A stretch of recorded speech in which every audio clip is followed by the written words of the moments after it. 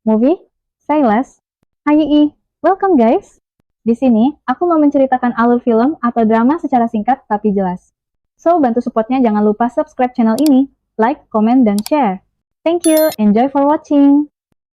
Dua pria tiba di kediaman Jang Gi-hwan dengan satu tujuan, yaitu menagih hutang.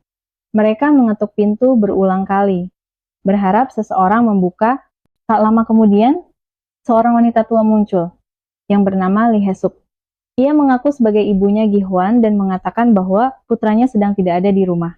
Dengan nada pasrah, ia menawarkan dirinya sebagai gantinya, sebab ia tak memiliki apapun lagi untuk membayar hutang anaknya. Kedua penagih itu memutuskan untuk mundur. Mereka tak ingin memperbesar masalah, tapi sempat memperingatkan bahwa mereka akan datang lagi.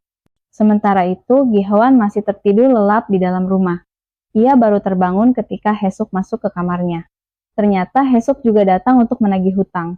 Karena Gi-hwan sering berdalih tak punya uang, kali ini Hae-suk menekan Gi-hwan agar segera melunasi setoran yang selama ini ia abaikan, atau ia akan menghadapi konsekuensi yang telah disiapkannya.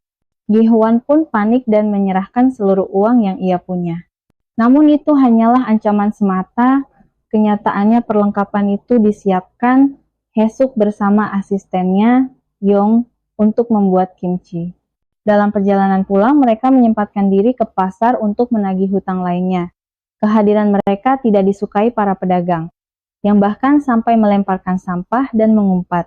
Tapi dengan insting tajam dan pengalaman, Hae-suk bisa membaca gerakan mereka dan menghindar dengan mudah. Masyarakat mengenal Hae-suk sebagai wanita tua yang keras, dingin, dan sangat mementingkan uang. Setelah selesai bekerja, ia dan Yong selalu membersihkan diri dan menyemprotkan alkohol sebelum masuk rumah. Takutnya membawa nasib buruk dari pekerjaan ke dalam rumah. Sesampainya di rumah, wajah Hae-suk berubah ceria saat menyambut suaminya Ko Nak-jun yang sudah lama lumpuh karena kecelakaan di masa mudanya. Ia membuatkan mie kacang merah dan menyajikan kimchi buatan mereka. Meskipun usia mereka sudah lanjut, cinta mereka tetap hangat dan tulus. Di mata Nak-jun, Hae-suk adalah istri yang setia dan penuh kasih, dan mereka masih saling bercakap penuh cinta. Saat memberi makan kucing, Hae-suk mengenang masa lalu saat Nak-jun suka menggodanya. Esok harinya, ia mendapati salah satu peminjamnya meninggal dunia, tapi tetap menagih hutang pada anak almarhum. Hal itu membuatnya dimarahi karena dianggap tidak berperasaan. Meski akhirnya dibayar, uang duka yang ingin ia berikan ditolak mentah-mentah. Dalam perjalanan pulang, Hae-suk mengingat ucapan orang yang mendoakannya masuk neraka. Ia mulai cemas. Mungkinkah itu nasibnya nanti?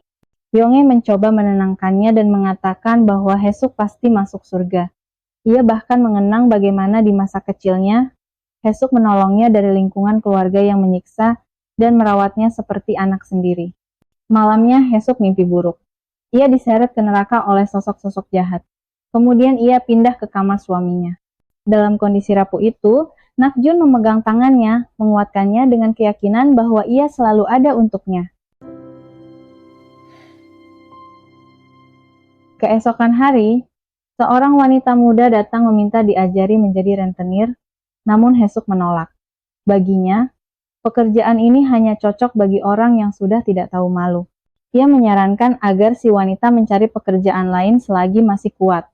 Sementara itu, Yong mulai memikirkan kemungkinan meneruskan pekerjaan Hae-suk. Ia pun mendengar kisah masa lalu gurunya itu. Setelah suaminya mengalami kecelakaan, Hae-suk mendapat uang kompensasi. Saat seseorang meminjam uang itu untuk biaya operasi anaknya, ia pun meminjamkan karena empati. Tapi orang itu tidak pernah membayar kembali.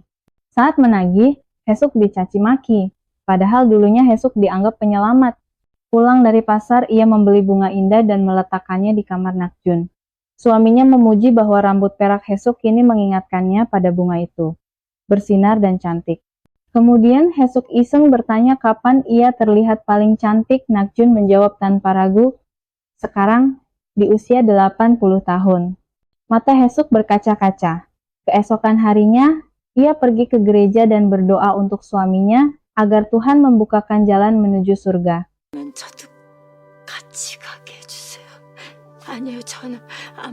Tak lama kemudian, ketakutannya menjadi nyata. Nak-jun wafat, Hae-suk hancur, menolak bicara, bahkan menolak minum obat. Ia larut dalam kesedihan dan kenangan. Namun demi masa depan Yongge, ia memaksakan diri bangkit dan kembali bekerja. Ketika melihat Yongge menyukai seorang pemuda, ia berusaha menjodohkannya, bahkan menghapus hutang keluarganya sebagai hadiah. Tapi ketika Yongge tahu kebenarannya, ia marah dan menghancurkan toko. Hesuk kecewa karena niat baiknya justru salah dimengerti.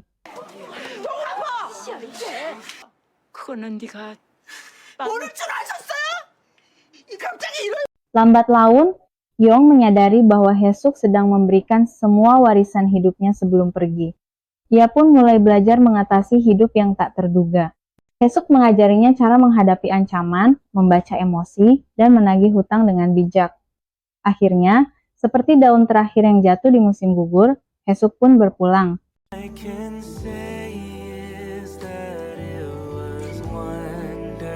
Seorang pria datang ke rumah duka tempat acara peringatan sedang berlangsung.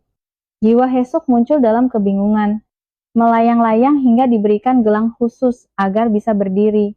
Pria itu adalah pemandu arwah dan memperlihatkan berbagai pilihan transportasi menuju akhirat. Setelah mempertimbangkan, Hesuk memilih kereta bawah tanah. Di dalam kereta, suasana penuh kecemasan. Setiap jiwa berdoa agar tak dikirim ke neraka. Saat kereta berhenti di sebuah gerbang gelap, beberapa jiwa yang berdosa ditarik keluar dan dijatuhkan ke dalam jurang kegelapan.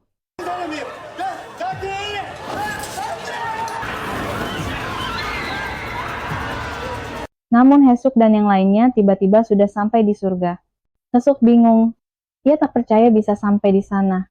Di gerbang surga, setiap jiwa harus meninggalkan hal paling berharga mereka agar bisa melanjutkan. Ada seorang ibu memeluk uang tabungannya. Ada juga seorang pemadam kebakaran membawa masker oksigen dan akhirnya menangis saat anak kecil yang gagal ia selamatkan muncul dan menggandengnya.